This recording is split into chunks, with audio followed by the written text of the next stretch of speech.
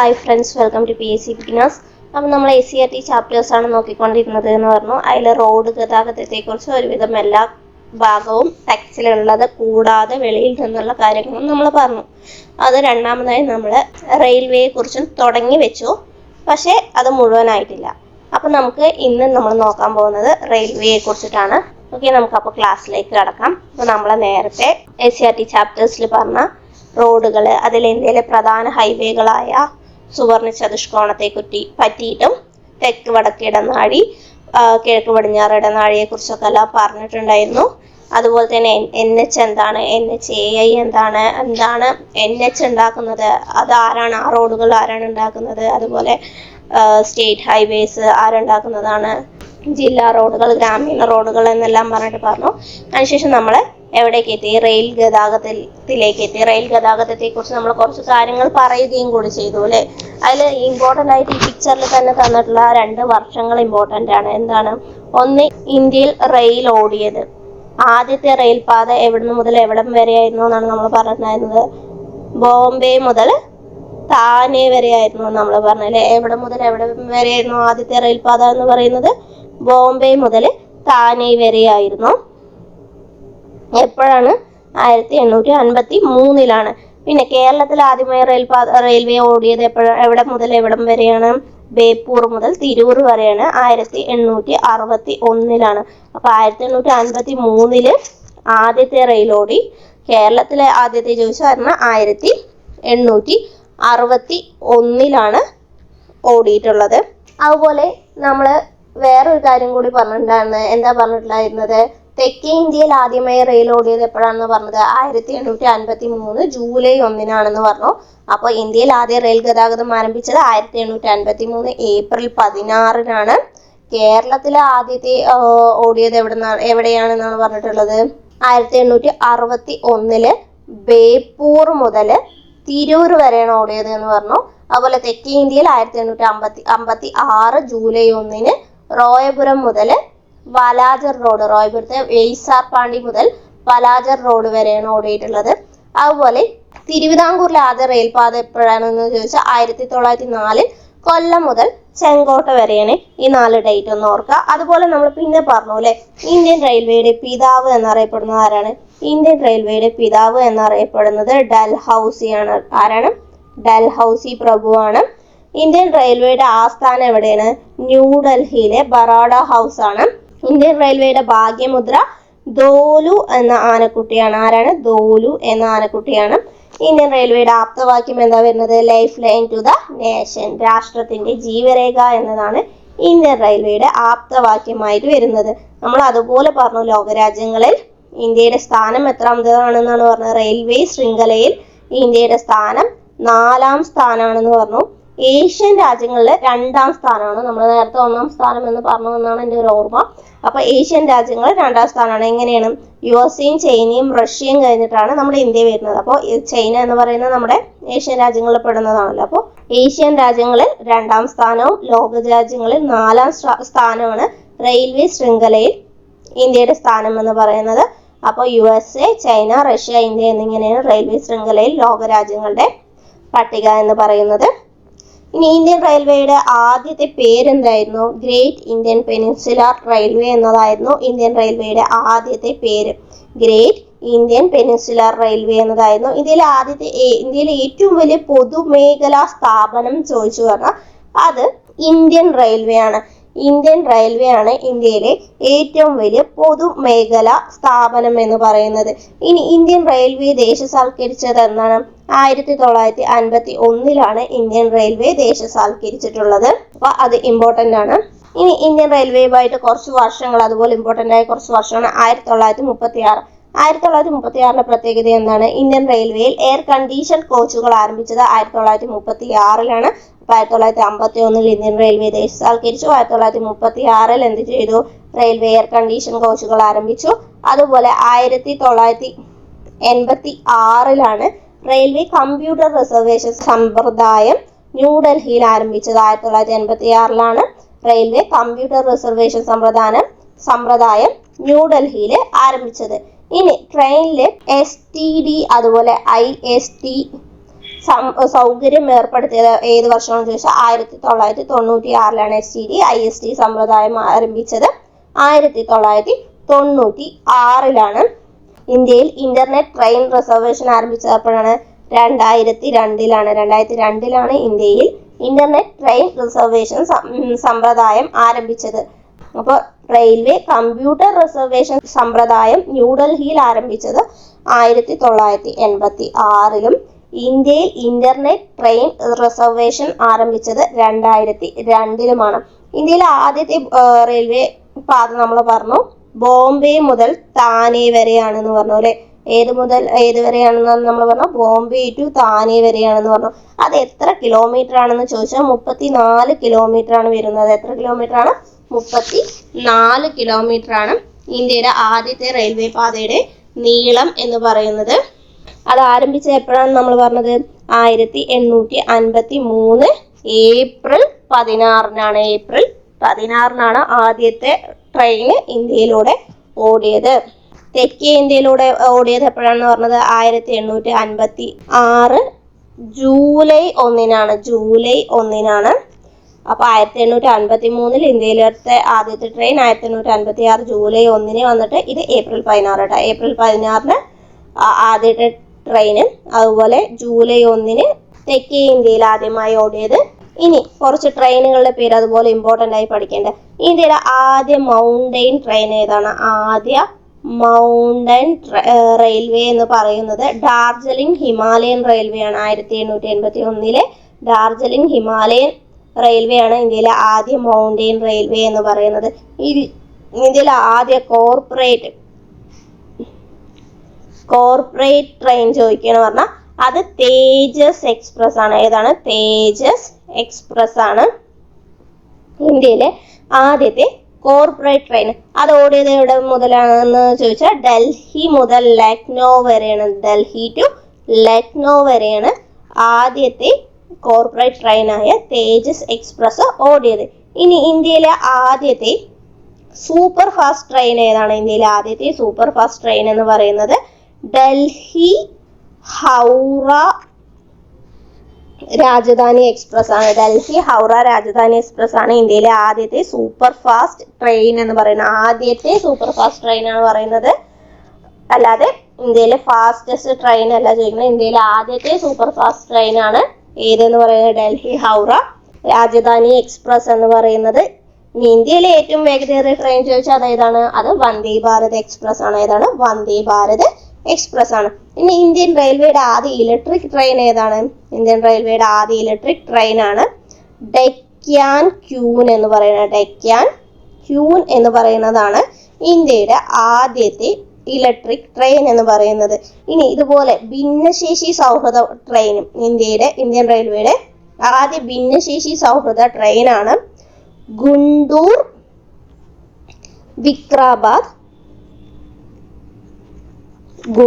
Vikarabad പാൽനാട് express എന്ന് പറയുന്നത്. അപ്പോൾ ഇന്ത്യയുടെ ആദ്യ ഭിന്നശേഷി സൗഹൃദ ട്രെയിനാണ് ഗുണ്ടൂർ വിക്രാബാദ് പാൽനാട് എക്സ്പ്രസ് എന്ന് പറയുന്നത്. അതുപോലെ തന്നെ ടൂറിസ്റ്റുകളെ ആകർഷിക്കാൻ വേണ്ടിയിട്ട് കേരള ടൂറിസം വകുപ്പ് ഏത് ട്രെയിനിന്റെ കോച്ചുകളിലാണ് പരസ്യ പ്രചരണം നടത്തിയത് എന്ന് ചോദിച്ചാൽ ഡൽഹി ഹസ്രത്ത് നിസാമുദ്ദീൻ രാജധാനി എക്സ്പ്രസിലാണ്. ഡൽഹി ഹസ്രത്ത് നിസാമുദ്ദീൻ രാജധാനി എക്സ്പ്രസിലാണ് എന്ത് നടത്തിയത്? ടൂറിസത്തിനെ ആകർഷിക്കുന്നതിന് വേണ്ടി കേരള ടൂറിസം വകുപ്പ് ഈ ട്രെയിനിലാണ്, ഡൽഹി ഹസ്രത്ത് നിസാമുദ്ദീൻ രാജധാനി എക്സ്പ്രസിലാണ് പരസ്യ പ്രചരണം നടത്തിയിട്ടുണ്ടായിരുന്നത്. അതുപോലെ ഒരു പേരിൽ അറിയപ്പെടുന്ന ജീവൻ രേഖ എക്സ്പ്രസ് എന്ന പേരിൽ അറിയപ്പെടുന്ന ട്രെയിനാണ് ലൈഫ് ലൈൻ എക്സ്പ്രസ് എന്ന് പറയുന്നത്. എന്താണ് ഈ ലൈഫ് ലൈൻ എക്സ്പ്രസ്? ഇത് ലോകത്തിലെ ആദ്യത്തെ ട്രെയിൻ ആശുപത്രിയാണ് ലൈഫ് ലൈൻ എക്സ്പ്രസ് എന്ന് പറയുന്നത്. ലോകത്തിലെ ആദ്യത്തെ ട്രെയിൻ ആശുപത്രിയാണ് ലൈഫ് ലൈൻ എക്സ്പ്രസ് എന്ന് പറയുന്നത്. 1991 ജൂലൈ 16 ഇത് വന്നത്. ഗ്രാമീണ മേഖലയിലെ ചികിത്സാ സഹായം എത്തിക്കുന്നതിനുള്ള ട്രെയിൻ സർവീസാണ് ഈ ലൈഫ് ലൈൻ എക്സ്പ്രസ് എന്ന് പറയുന്നത്. ലോകത്തിലെ ആദ്യ ട്രെയിൻ ആശുപത്രിയാണ് ഈ ലൈഫ് ലൈൻ എക്സ്പ്രസ് എന്ന് പറയുന്നത്. ഇമ്പോർട്ടൻ്റ് ആണ്, തെറ്റിക്കരുത് കേട്ടോ.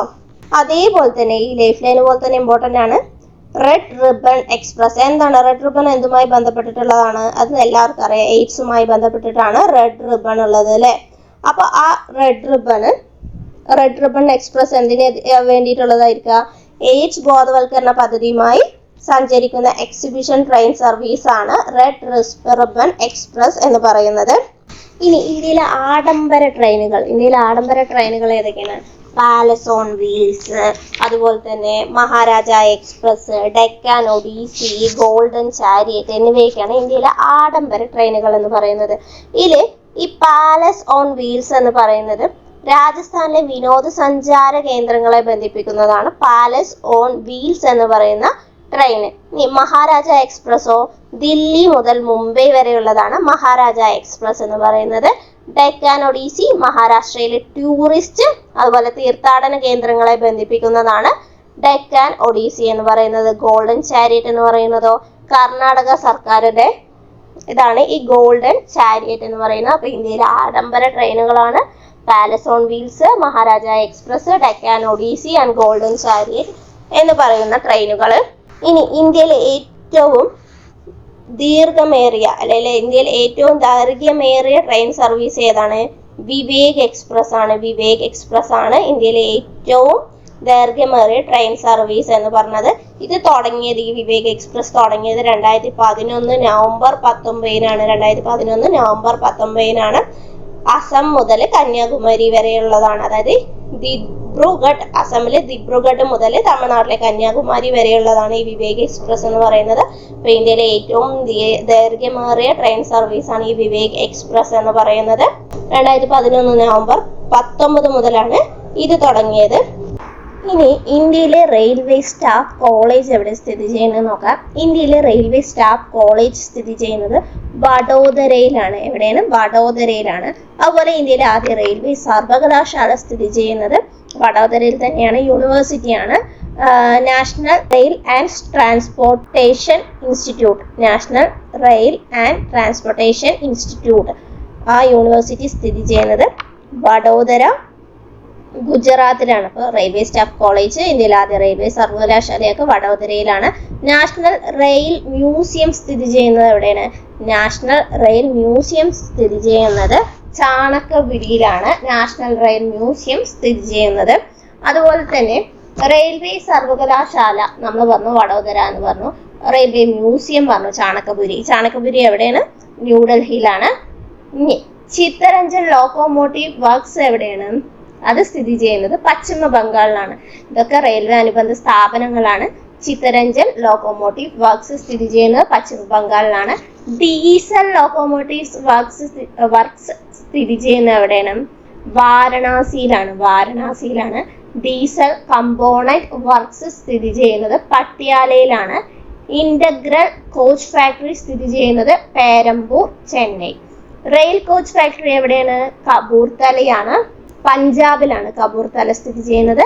അതുപോലെ ബാംഗ്ലൂരിലാണ് റെയിൽ വീൽ ഫാക്ടറി സ്ഥിതി ചെയ്യുന്നത്. ബാംഗ്ലൂരിലെ യലഹങ്കയിലാണ് അത് സ്ഥിതി ചെയ്യുന്നത്. Rail Coach Factory Kapurthala, Rail Wheel Factory Yelahanka, അതുപോലെ ഇന്റഗ്രൽ കോച്ച് ഫാക്ടറി പേരാമ്പൂർ, ചെന്നൈയിലാണ്. അതുപോലെ ഡീസൽ മോഡേണൈസേഷൻ വർക്ക്സ് പട്യാലയിലാണ്. ഡീസൽ ലോക്കോമോട്ടീവ് വർക്ക്സ് വാരണാസിയിലാണ്. ചിത്തരഞ്ജൻ ലോക്കോമോട്ടീവ് വർക്ക്സ് എവിടെയാണ്? ചിത്തരഞ്ജൻ, പശ്ചിമ ബംഗാളിലാണ് ഉള്ളത്. പിന്നെ കുറെ റെയിൽവേ ഇൻസ്റ്റിറ്റ്യൂട്ട് ഉണ്ട്. Indian Railways Institute of Civil Engineering മഹാരാഷ്ട്രയിലെ പൂനെയിലാണ് സ്ഥിതി ചെയ്യുന്നത്.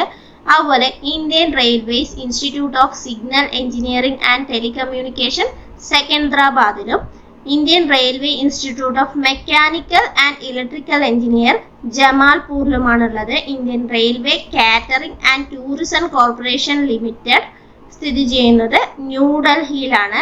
Railway Tel Corporation of India ലിമിറ്റഡും ന്യൂഡൽഹിയിൽ തന്നെയാണ് സ്ഥിതി ചെയ്യുന്നത്. ഇന്ത്യയിലെ ആദ്യ ഹൈസ്പീഡ് റെയിൽ ട്രെയിനിങ് സെന്റർ സ്ഥാപിതമായത് ഗുജറാത്തിലെ ഗാന്ധിനഗറിലാണ്. എവിടെയാണ്? ഗാന്ധിനഗറിലാണ്. Rail India Technical and Economic Service Limited എവിടെയാണുള്ളത്? ഹരിയാനയിലെ ഗുരുഗ്രാമിലാണുള്ളത്. Indian Railway Institute of Transport Management ലക്നൌവിലും, Indian Railway Institute of Electrical Engineering നാസിക്കിലുമാണുള്ളത്. Indian Railway Institute of Financial Management സെക്കന്ദരാബാദിലാണുള്ളത്. ഇനി നമുക്ക് അതുപോലെ ഇമ്പോർട്ടന്റ് ആയി നോക്കാനുള്ള ഒന്നാണ് റെയിൽവേ സോൺസ് എന്ന് പറയുന്നത്. ഇന്ത്യയിലെ ഈ ഭരണ നിർവഹണത്തിനായിട്ടൊക്കെ ഇന്ത്യൻ റെയിൽവേയെ 18 മേഖലകളായിട്ട് 18 റെയിൽവേ സോണായിട്ട് തരംതിരിച്ചിട്ടുണ്ട്. അപ്പൊ എത്ര റെയിൽവേ സോണാണ്? 18 റെയിൽവേ സോണായിട്ട് തരംതിരിച്ചിട്ടുണ്ട്. ഇന്ത്യയിലെ ആദ്യത്തെ റെയിൽവേ സോൺ എന്ന് പറയുന്നത് സദേൺ റെയിൽവേ സോൺ ആണ്. സദേൺ റെയിൽവേ സോൺ, അതായത് ദക്ഷിണ റെയിൽവേ സോൺ ആണ് ഇന്ത്യയിലെ ആദ്യത്തെ റെയിൽവേ സോൺ എന്ന് പറയുന്നത്. ഇനി അവസാനത്തെ റെയിൽവേ സോൺ ഏതാണ് എന്ന് ചോദിച്ചാൽ അത് ദക്ഷിണ തീരദേശ റെയിൽവേ ആണ്. ദക്ഷിണ തീരദേശ റെയിൽവേ ആണ്. സദേൺ കോസ്റ്റൽ റെയിൽവേ ആണ് ഇന്ത്യയിലെ അവസാനം വന്ന 18ാമത് വന്ന റെയിൽവേ സോൺ എന്ന് പറയുന്നത്. അത് 2019 വന്നത്. എവിടെയാണെന്ന് ചോദിച്ചാൽ അത് വിശാഖപട്ടണത്താണ്. അതുപോലെ തന്നെ കൊൽക്കത്ത മെട്രോയെയും റെയിൽവേ സോണായി പ്രഖ്യാപിച്ചിട്ടുണ്ട്. അത് പ്രഖ്യാപിച്ചത് 2010 ഏറ്റവും ദൈർഘ്യമുള്ള റെയിൽവേ സോൺ ചോദിക്കുകയെന്ന് പറഞ്ഞാൽ അത് നോർത്തേൺ റെയിൽവേ സോൺ ആണ്. ഏതാണ്? നോർത്തേൺ റെയിൽവേ സോൺ ആണ്. ഇനി നമുക്ക് കുറച്ച് റെയിൽവേ സോൺസ് അവർ വന്ന വർഷം, അവരുടെ ആസ്ഥാനം എവിടെയാണെന്ന് നോക്കാം. ഒന്നാമത്തേത് സെൻട്രൽ റെയിൽവേ സോൺ, അതായത് മധ്യ റെയിൽവേ എന്ന് പറയും. മധ്യ റെയിൽവേ വന്നത് 1951 വന്നിട്ടുള്ളത്. 1951 അതിന്റെ ആസ്ഥാനം മുംബൈ CST ആണ്. മുംബൈ CSTയിലാണ് മധ്യ റെയിൽവേയുടെ അല്ലെങ്കിൽ സെൻട്രൽ റെയിൽവേയുടെ ആസ്ഥാനം എന്ന് പറയുന്നത്. ഇനി സദേൺ റെയിൽവേയുടെ ആസ്ഥാനം എവിടെയാണ്? സദേൺ റെയിൽവേയുടെ ആസ്ഥാനം ചെന്നൈയിലാണ്. 1951 അത് വന്നത്. ദക്ഷിണ റെയിൽവേ എന്ന് പറയും. ഉത്തരം ദക്ഷിണം എന്ന് പറയില്ല. അപ്പൊ ദക്ഷിണ റെയിൽവേയുടെ ആസ്ഥാനം എവിടെയാണ്? സദേൺ റെയിൽവേയുടെ ആസ്ഥാനം ചെന്നൈയിലാണ്. അപ്പോൾ central railway, southern railway, western railway എന്നിവയെല്ലാം വന്നത് 1951 1951 വന്നിട്ടുള്ളത്. അതില് വെസ്റ്റേൺ റെയിൽവേ വന്നത് നമ്മൾ പറഞ്ഞ 1951 പറഞ്ഞത്. വെസ്റ്റേൺ റെയിൽവേയുടെ ആസ്ഥാനം എവിടെയാണ്? മുംബൈ ചർച്ച് ഗേറ്റ് ആണ്. വെസ്റ്റേൺ റെയിൽവേയുടെ ആസ്ഥാനം മുംബൈ ചർച്ച് ഗേറ്റ് ആണ്. വെസ്റ്റേൺ എന്ന് പറയുമ്പോൾ ഏതാണ്? പടിഞ്ഞാറൻ റെയിൽവേ അല്ലെ. അപ്പോൾ മധ്യ റെയിൽവേ, ദക്ഷിണ റെയിൽവേ, പടിഞ്ഞാറൻ റെയിൽവേ എന്നിവയെല്ലാം 1951 വന്നിട്ടുള്ളത്. ഇനി ഈസ്റ്റേൺ റെയിൽവേ വന്നപ്പോഴാണ് 1952 ഈസ്റ്റേൺ റെയിൽവേ വന്നിട്ടുള്ളത്. 1952 കിഴക്കൻ റെയിൽവേ വന്നത് എപ്പോഴാണ്? 1952 അതിന്റെ ആസ്ഥാനം എവിടെയാണെന്ന് ചോദിച്ചാൽ അത് കൊൽക്കത്തയിലാണ്.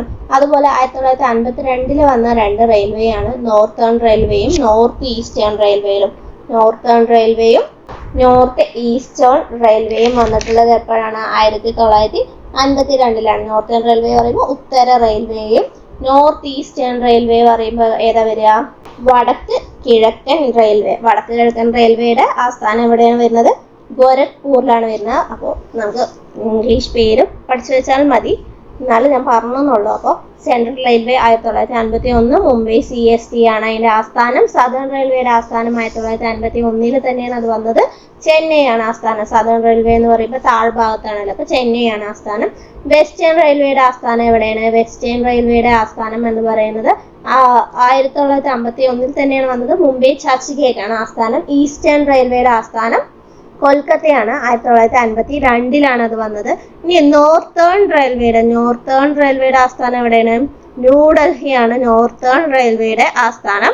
അത് വന്നത് 1952 നോർത്തേൺ റെയിൽവേ വന്നത്. നോർത്ത് ഈസ്റ്റേൺ റെയിൽവേയുടെ ആസ്ഥാനം ഗോരഖ്പൂർ, ഉത്തർപ്രദേശിലെ ഗോരഖ്പൂരിലാണ്. 1952 മാപ്പ് ഉണ്ടെങ്കിൽ മാപ്പ് വെച്ച് പഠിക്കുന്നതാണ് ഏറ്റവും നല്ലത്. സൗത്ത് ഈസ്റ്റേൺ റെയിൽവേയുടെ ആസ്ഥാനം എവിടെയാണ്? കൊൽക്കത്തയിലാണ്. സൗത്ത് ഈസ്റ്റേൺ റെയിൽവേയുടെ ആസ്ഥാനം 1955 അത് നിലവിൽ വന്നത്.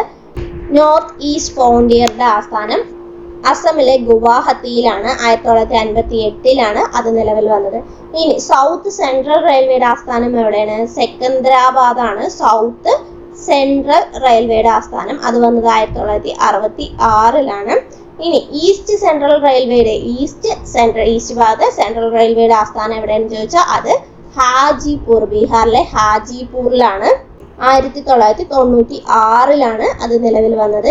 ഈസ്റ്റ് കോസ്റ്റ് റെയിൽവേയുടെ ആസ്ഥാനം എവിടെയാണ്? ഭുവനേശ്വറിലാണ്. 2003 അത് നിലവിൽ വന്നത്.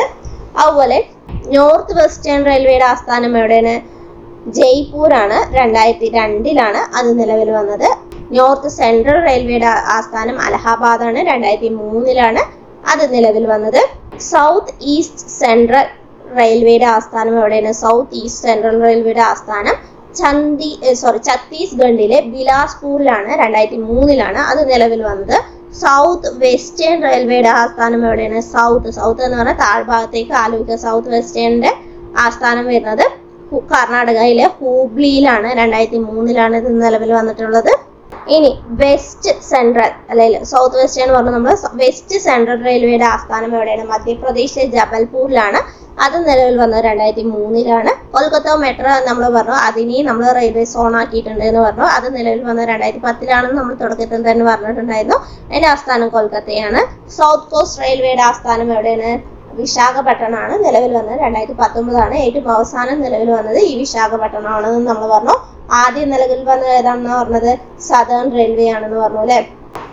അപ്പൊ ഒന്നുകൂടെ നോക്കാം. 1951 നിലവിൽ വന്ന റെയിൽവേ സോൺസ് ഏതൊക്കെയാണ്? Central railway, southern railway, western railway എന്നിവയാണ്.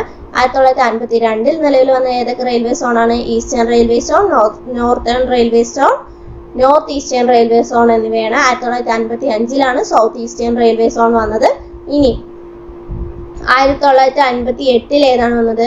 നോർത്ത് ഈസ്റ്റ് ഫ്രോണ്ടിയർ ആണ് വന്നത്. 1966 സൗത്ത് സെൻട്രൽ വന്നത്. 1996 ഈസ്റ്റ് സെൻട്രൽ റെയിൽവേ സോൺ വന്നത്. 2003 ഈസ്റ്റ് കോസ്റ്റ് റെയിൽവേ സോൺ നിലവിൽ വന്നത്. 2002 നോർത്ത് വെസ്റ്റേൺ റെയിൽവേ സോൺ നിലവിൽ വന്നത്. ഇനി 2003 നിലവിൽ വന്നത് ഏതൊക്കെയാണ്? 1 east cost, 1 north central, 2 south east central, 3 south western, 4 west central എന്നിവയൊക്കെയാണ് 2003 നിലവിൽ വന്ന റെയിൽവേ സോൺസ് എന്ന് പറയുന്നത്. പിന്നെ 2010 കൊൽക്കത്ത മെട്രോ റെയിൽവേ സോണായി പ്രഖ്യാപിച്ചു. അതിനുശേഷം 2019 ലാസ്റ്റ് ആയിട്ട് സൗത്ത് കോസ്റ്റ് റെയിൽവേ സോണും നിലവിൽ വന്നു. ഇതാണ് നമുക്ക് റെയിൽവേ സോണിനെ കുറിച്ചിട്ട് പറയാനുള്ളത്. കൊങ്കൺ റെയിൽവേ ബന്ധിപ്പിക്കുന്ന സ്ഥലങ്ങൾ ഏതൊക്കെയാണ്? കൊങ്കൺ റെയിൽവേ വന്നത് 1988 കൊങ്കൺ റെയിൽവേ നിർമ്മിതമായത്. അതിന്റെ ആകെ നീളം എന്ന് പറയുന്നത് 760 കിലോമീറ്റർ ആണ്. കൊങ്കൺ റെയിൽവേയുടെ നീളം എന്ന് പറയുന്നത്. ഇത് ബന്ധിപ്പിക്കുന്ന പട്ടണങ്ങൾ ഏതൊക്കെയാണ് ചോദിച്ചു പറഞ്ഞാൽ മഹാരാഷ്ട്രയിലെ റോഹയെയും കർണാടകയിലെ മാംഗ്ലൂരിനെയും ബന്ധിപ്പിക്കുന്നതാണ് ഈ കൊങ്കൺ റെയിൽവേ എന്ന് പറയുന്നത്. 1988 വന്ന് 760 കിലോമീറ്റർ ആണ് ഇതിന്റെ ആകെ നീളം എന്ന് പറയുന്നത്. മഹാരാഷ്ട്രയും കർണാടകയും തമ്മിലാണ് ബന്ധിപ്പിക്കുന്നത്. മഹാരാഷ്ട്രയിലെ റോഹയെയും കർണാടകയിലെ മാംഗ്ലൂരിനെയും ബന്ധിപ്പിക്കുന്നതാണ് ഈ കൊങ്കൺ റെയിൽവേ എന്ന് പറയുന്നത്. ഈ കൊങ്കൺ റെയിൽവേയിൽ കൂടെ ആദ്യ തീവണ്ടി ഓടിയത് എപ്പോഴാണെന്ന് ചോദിച്ചാൽ 1998 ജനുവരി 26 എപ്പോഴാണ്? 1998 ജനുവരി 26 അത് ഉദ്ഘാടനം ചെയ്തത് ആരാണ്? അന്നത്തെ പ്രധാനമന്ത്രി ആയിരിക്കും അല്ലെ. അപ്പൊ അന്നത്തെ പ്രധാനമന്ത്രി ആരായിരുന്നു? AP വാജ്പേയി ആയിരുന്നു അന്നത്തെ പ്രധാനമന്ത്രി. അപ്പൊ ഈ കൊങ്കൺ റെയിൽവേയുടെ ആദ്യ ചെയർമാനും ആർക്കിടെക്റ്റും ആരായിരുന്നു ചോദിച്ചു പറഞ്ഞാൽ ഈ ശ്രീധരനാണ്. ഈ ശ്രീധരനെ നമുക്കും അറിയാലേ. എങ്ങനെ നമുക്ക് ഈ ശ്രീധരനെ അറിയുന്നത്? മെട്രോ മാൻ എന്നറിയപ്പെടുന്ന ആരാണ്? മെട്രോ മാൻ ഓഫ് ഇന്ത്യ എന്നറിയപ്പെടുന്നത് ഈ ശ്രീധരനെ തന്നെയാണ് അല്ലെ. മെട്രോ മാൻ ഓഫ് ഇന്ത്യ എന്നറിയപ്പെടുന്നത് ശ്രീധരനെ തന്നെയാണ്. ഇന്ത്യയിലെ ആദ്യത്തെ മെട്രോ റെയിൽവേ നിലവിൽ വന്നത് എവിടെയാണ്? കൊൽക്കത്തയിലാണ് ഇന്ത്യയിലെ ആദ്യത്തെ മെട്രോ റെയിൽവേ നിലവിൽ വന്നത്. ഇനി നമ്മളിപ്പോ കൊങ്കൺ റെയിൽവേയെ കുറിച്ചല്ല പറയുന്നത്. അപ്പൊ അതിലേക്ക് തന്നെ വരാം. 146 നദികളും അരുവികളും അതുപോലെ 2000 പാലങ്ങളും 91 തുരങ്കങ്ങളും കുറുകെ കടന്നിട്ടാണ് ഈ കൊങ്കൺ റെയിൽവേ കടന്നു പോകുന്നത്. അപ്പൊ എങ്ങനെയാണ്? 146 നദി, 2000 പാലം, 91 തുരങ്കങ്ങളൊക്കെ കടന്നിട്ടാണ് ഈ നദി കടന്നു പോകുന്നത്. ഏഷ്യയിലെ ഏറ്റവും വലിയ തുരങ്കം ഈ കൊങ്കൺ റെയിൽവേ ആണ്. 6.5 കിലോമീറ്റർ നീളമുള്ള ഏഷ്യയിലെ ഏറ്റവും വലിയ തുരങ്കം ഈ പാതയിലാണുള്ളത്. ഈ കൊങ്കൺ പാതയിലാണ് ഉള്ളത്. കൊങ്കൺ റെയിൽവേയിലെ ഏറ്റവും നീളമേറിയ തുരങ്കമാണ് കാർബുഡേ ടണൽ എന്ന് പറയുന്നത്. ഏതാണ്? കാർബുഡേ ടണൽ എന്ന് പറയുന്നത്. ഇതിന് നിർമ്മാണത്തിന് സഹകരിച്ച സംസ്ഥാനങ്ങളാണ് മഹാരാഷ്ട്ര, ഗോവ, കർണാടക, കേരളം. മഹാരാഷ്ട്ര, ഗോവ. കൊങ്കൺ റെയിൽവേ ആ ഭാഗത്തൂടെ എന്ന് അറിയില്ല. അപ്പൊ മഹാരാഷ്ട്ര, ഗോവ, കർണാടക, അല്ലെങ്കിൽ കേരളം, കർണാടകം, ഗോവ, മഹാരാഷ്ട്ര, ഇങ്ങനെയാണ് ഇതിന് സഹകരിച്ച സംസ്ഥാനങ്ങൾ വരുന്നത്. ഇനി ഈ കൊങ്കൺ പാതയിലൂടെയുള്ള ട്രെയിനുകളുടെ കൂട്ടിയിടി ഒഴിവാക്കാൻ വേണ്ടി ആരംഭിച്ച പദ്ധതിയാണ് രക്ഷ കവച് എന്ന് പറയുന്നത്. ഈ കൊങ്കൺ റെയിൽവേ കൂടിയും ഒരു ആഡംബര സർവീസ് ഓടുന്നുണ്ട്. അത് ഏതാണെന്ന് ചോദിച്ചാൽ ഡെക്കാൻ ഒഡീസിയാണ്. നമ്മൾ നേരത്തെ പറഞ്ഞ ആഡംബര ട്രെയിനുകളുടെ പേര് പറഞ്ഞിട്ടുണ്ടായിരുന്നില്ല. ഏതൊക്കെ ആഡംബര ട്രെയിൻ എന്ന് പറഞ്ഞത്? Palace of Wheels, Palace on Wheels, Maharajas Express, the Deccan Odyssey, the Golden Chariot ഒക്കെ പറഞ്ഞു. അതിൽ ഡെക്കാൻ ഒഡീസി ഏത് വഴി ഓടുന്നുണ്ട് എന്നാണ് പറഞ്ഞത്? കൊങ്കൺ തീരം വഴി ഓടുന്നുണ്ട്. എന്നാൽ കൊങ്കൺ പാത കടന്നു പോകാത്തതും എന്നാൽ പദ്ധതിയുമായി സഹകരണമുള്ള സംസ്ഥാനവുമാണ് നമ്മുടെ കേരളം എന്ന് പറയുന്നത്. ഈ കൊങ്കൺ റെയിൽവേ കോർപ്പറേഷൻ ആരംഭിച്ച 1990-ലാണ്. ഇനി നമുക്ക് മെട്രോ റെയിലിനെ കുറിച്ച് നോക്കാം. ഇന്ത്യയിൽ 1984-ലാണ് കൊൽക്കത്ത മെട്രോ ആരംഭിച്ചത്. ഇന്ത്യയിലെ ആദ്യത്തെ മെട്രോ റെയിൽ എന്ന് പറയുന്നത് ഏതാണ്? കൊൽക്കത്ത മെട്രോയാണ് ഇന്ത്യയിലെ ആദ്യത്തെ മെട്രോ റെയിൽ എന്ന് പറയുന്നത്. 1984 ഒക്ടോബർ 24-ലാണ് ആദ്യം മെട്രോ ആരംഭിച്ചത്. ഇന്ത്യയിലെ രണ്ടാമത്തെ മെട്രോ ഏതാണ്? അത് ന്യൂഡൽഹിയാണ്. 1995 മെയ് 3-നാണ് അത് നിലവിൽ വന്നത്. അപ്പൊ ആദ്യത്തെ 1984-ലും രണ്ടാമത്തെ 1995-ലുമാണ്. ഇനി ലോകത്തിലെ ആദ്യത്തെ ഹരിത മെട്രോ ഏതാണ്? അത് ഡൽഹി മെട്രോ ആണ് ലോകത്തിലെ ആദ്യത്തെ ഹരിത മെട്രോ എന്ന് പറയുന്നത്. ദക്ഷിണേന്ത്യയിലെ ആദ്യത്തെ മെട്രോ റെയിൽവേ ഏതാണ്? ദക്ഷിണേന്ത്യയിലെ ആദ്യത്തെ മെട്രോ റെയിൽവേ എന്ന് പറയുന്നത് ബാംഗ്ലൂരു മെട്രോയാണ്. ബാംഗ്ലൂരു മെട്രോ അറിയപ്പെടുന്നത് എങ്ങനെയാണ്? നമ്മ മെട്രോ എന്നാണ് ബാംഗ്ലൂരു മെട്രോ അറിയപ്പെടുന്നത്. ഇനി ആദ്യ ഭൂഗർഭ റെയിൽവേ നിലവിൽ വന്നത് എവിടെയാണ്? അത് കൊൽക്കത്തയിലാണ്. ദക്ഷിണേന്ത്യയിലെ ആദ്യത്തെ ഭൂഗർഭ മെട്രോ നിലവിൽ വന്നത് ബാംഗ്ലൂരിലാണ്. നമ്മ മെട്രോയാണത്. പൂർണ്ണമായും ഇന്ത്യയിൽ നിർമ്മിച്ച ആദ്യ മെട്രോ ട്രെയിൻ ഏതാണെന്ന് ചോദിച്ചാൽ അത് മോവിയ ആണ്. പൂർണ്ണമായും ഇന്ത്യയിൽ നിർമ്മിച്ച ആദ്യ മെട്രോ ട്രെയിൻ എന്ന് പറയുന്നത്. ഇന്ത്യയിലെ നാലാമത്തെ മെട്രോ ഏതാണ്? ഇന്ത്യയിലെ നാലാമത്തെ മെട്രോ റാപ്പിഡ് മെട്രോയാണ്. ഹരിയാനയിലെ ഗുരുഗ്രാമിലെ റാപ്പിഡ് മെട്രോയാണ് ഇന്ത്യയിലെ നാലാമത്തെ മെട്രോ എന്ന് പറയുന്നത്. സ്വന്തമായി FM റേഡിയോ സ്റ്റേഷൻ ആരംഭിച്ച മെട്രോ, ഇന്ത്യയിലെ മെട്രോ ഏതാണെന്ന് ചോദിച്ചാൽ അത് ലക്നൗ മെട്രോയാണ്. ലക്നൗ മെട്രോയാണ് സ്വന്തമായി FM റേഡിയോ ആരംഭിച്ചത്. ഇന്ത്യയിലെ 10ാമത്തെ മെട്രോ റെയിൽവേ ആണ് ഹൈദരാബാദ് മെട്രോ എന്ന് പറയുന്നത്. 10ാമത്തെ മെട്രോ റെയിൽവേ ആണ് ഹൈദരാബാദ് മെട്രോ എന്ന് പറയുന്നത്. ഇന്ത്യയിൽ പ്രവർത്തനം ആരംഭിച്ച 13ാമത്തെ മെട്രോ റെയിൽവേ ആണ് നാഗ്പൂർ മെട്രോ എന്ന് പറയുന്നത്. ഏതാണ്? നാഗ്പൂർ മെട്രോ എന്ന് പറയുന്നത്. ഇന്ത്യയിലെ ആദ്യ മോണോ റെയിൽ നിലവിൽ വന്നപ്പോഴാണ് 2014 ഫെബ്രുവരി 1-നാണ് മുംബൈയിലാണ് നിലവിൽ വന്നത്. ഇനി നമുക്ക് നമ്മുടെ കൊച്ചി മെട്രോയെ കുറിച്ച് നോക്കാം അല്ലെ. ഇന്ത്യയിൽ കേരളത്തിലെ ആദ്യ മെട്രോ റെയിൽ നിലവിൽ വന്നത് എവിടെയാണ്? കൊച്ചിയിലാണ് അല്ലെ നിലവിൽ വന്നത്. കൊച്ചി മെട്രോ നിലവിൽ വന്നത് അല്ലെ രൂപീകരിച്ച വർഷം ഏതാണ്? 2011-ലാണ് അത് നിലവിൽ വന്നത്. കൊച്ചി മെട്രോ നിലവിൽ വന്നത് 2017 ജൂൺ 17-നാണ്. ഇന്ത്യയിലെ 8ാമത്തെ മെട്രോയാണ് ഈ കൊച്ചി മെട്രോ എന്ന് പറയുന്നത്. കേരളത്തിലെ ആദ്യ മെട്രോയാണ്. കൊച്ചി മെട്രോയിൽ നിർമ്മാണ പ്രവർത്തനങ്ങൾക്ക് നേതൃത്വം നൽകിയത് ആരാണ്? ഡൽഹി മെട്രോ റെയിൽ കോർപ്പറേഷൻ ആണ് അതിന് നേതൃത്വം നൽകിയത്. കൊച്ചി മെട്രോയുടെ MD എന്ന് പറഞ്ഞത് ആരായിരുന്നു? ലോക്നാഥ് ബെഹ്റയായിരുന്നു. കൊച്ചി മെട്രോയുടെ ദൈർഘ്യം എത്രയാണ്? ദൈർഘ്യം എവിടെ മുതൽ എവിടം വരെയാണ്? ആലുവ മുതൽ പേട്ട വരെയാണ് കൊച്ചി മെട്രോയുടെ ദൈർഘ്യം എന്ന് പറയുന്നത്. ഇതിന്റെ കോച്ചുകളെല്ലാം നിർമ്മിച്ചിട്ടുള്ളത് ഒരു ഫ്രഞ്ച് കമ്പനിയായ ആൽസ്റ്റോൺ കമ്പനിയാണ്. ഏതാണ്? ആൽസ്റ്റോൺ കമ്പനിയാണ്. ഇതിൽ ട്രാൻസ്ജെൻഡർമാർക്കും കൂടി ജോലി വാഗ്ദാനം ചെയ്ത ഏക പൊതുമേഖലാ കമ്പനിയാണ് ഈ കൊച്ചി മെട്രോ എന്ന് പറയുന്നത്. ഇതിന്റെ നിർമ്മാണങ്ങൾക്ക് അനുമതി ലഭിച്ചത് 2012-ലാണ്. അപ്പോ ഉള്ള തറക്കല്ലിടൽ നടന്ന വർഷം 2012 സെപ്റ്റംബർ 13-നാണ്. തറക്കല്ലിട്ടത് ആരാണെന്ന് ചോദിച്ചാൽ മുൻ പ്രധാനമന്ത്രിയായ മൻമോഹൻ സിംഗ് ആണ്.